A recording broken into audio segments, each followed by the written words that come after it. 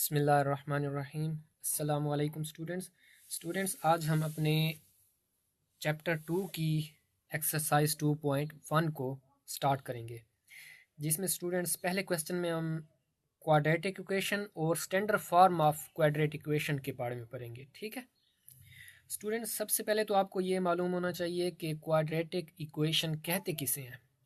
Students, कोई भी equation जिसमें हाईएस्ट पावर 2 हो उसे क्वाड्रेटिक इक्वेशन कहते हैं। ये आपके सामने ये एक इक्वेशन पड़ी है, इसमें देखें सबसे बड़ी जो किसी भी वेरिएबल की ताकत है ना, वो कितनी है? 2 है, फिर 1 है, फिर कांस्टेंट है। ठीक है, मतलब सबसे बड़ी जो पावर हमारे पास किसी वेरिएबल की पड़ी है ना, वो 2 है। तो ऐसी इक्वेशन जिसमें किसी वेरिएबल की सबसे बड़ी ताकत 2 हो उसे हम क्वाड्रेटिक इक्वेशन कहते हैं, हाईएस्ट पावर 2 हो। अब स्टूडेंट्स हम पढ़ेंगे standard form of quadratic equation. Students, standard form of quadratic equation, quadratic equation की स्टैंडर्ड फॉर्म स्टूडेंट्स ये होती है कि उसमें जो ताकतें हैं ना हमारे पास पावरें, वो ऑर्डर में हों, तरतीब से हों। मसलन के पहले x2 वाली पावर पड़ी हो, फिर x वाली पड़ी हो, फिर कांस्टेंट पड़ा हो। तो यहाँ देखें, ये हमारे पास एक इक्वेशन है। यहाँ देखें सबसे पहली जो हमारे पास टर्म पड़ी है ना, वो x2 वाली है, सबसे बड़ी वाली। फिर उससे एक कम x की पावर 1 वाली है, फिर हमारे पास कांस्टेंट वाली है। कांस्टेंट सबसे आखिर में आपने रखना है। ठीक है स्टूडेंट्स, अगर हमें वो देते हैं इस तरह की कोई इक्वेशन और कहते हैं कि इसे स्टैंडर्ड फॉर्म में लिखें, तो स्टूडेंट्स आप क्या करेंगे कि ये देखें इज इक्वल टू के इस साइड में x वाली पड़ी है, तो हमें इसे अरेंज करना है तरतीब से। तो आप क्या करेंगे, x वाली को इस साइड पर x2 के बाद ले आएंगे।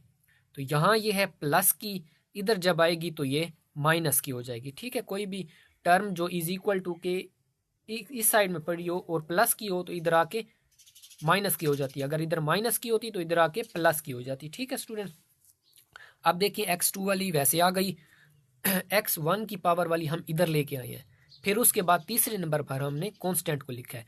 इसी तरह जब हम इन्हें इक्वेशन को तरतीब में लिखते हैं तो इसे स्टैंडर्ड फॉर्म कहते हैं। ये क्वाड्रेटिक इक्वेशन है और ये क्वाड्रेटिक इक्वेशन की स्टैंडर्ड फॉर्म है। ठीक है स्टूडेंट्स, अब हम करेंगे क्वेश्चन नंबर 1।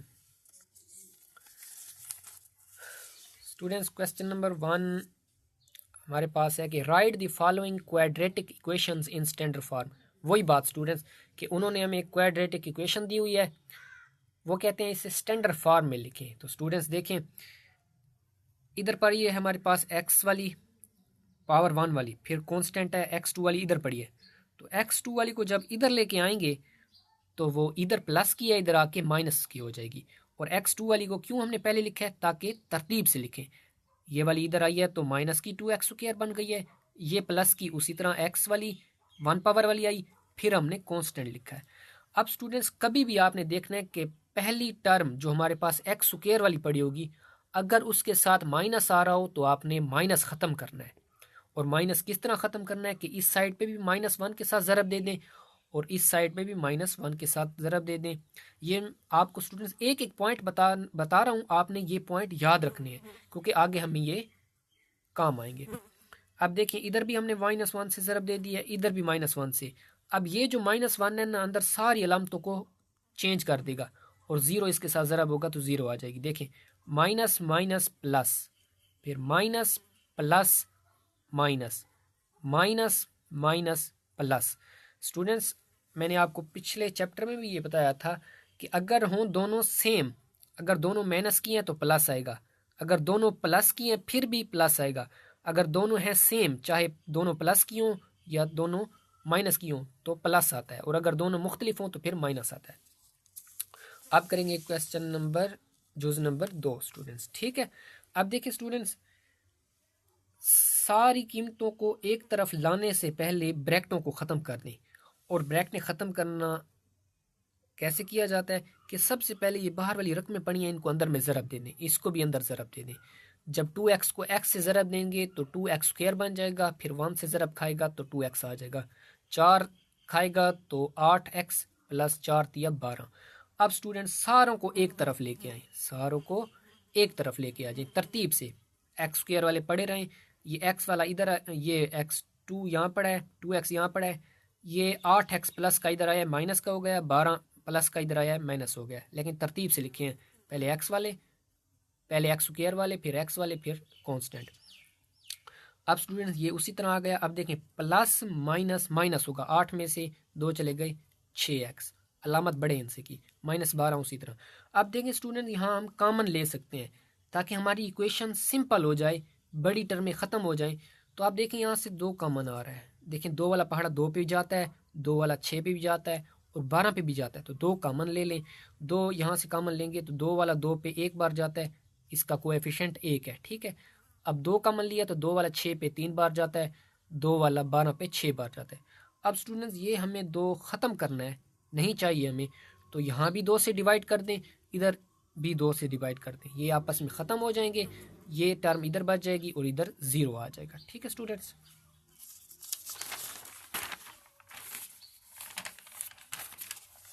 आप स्टूडेंट्स करेंगे हम क्वेश्चन नंबर 3।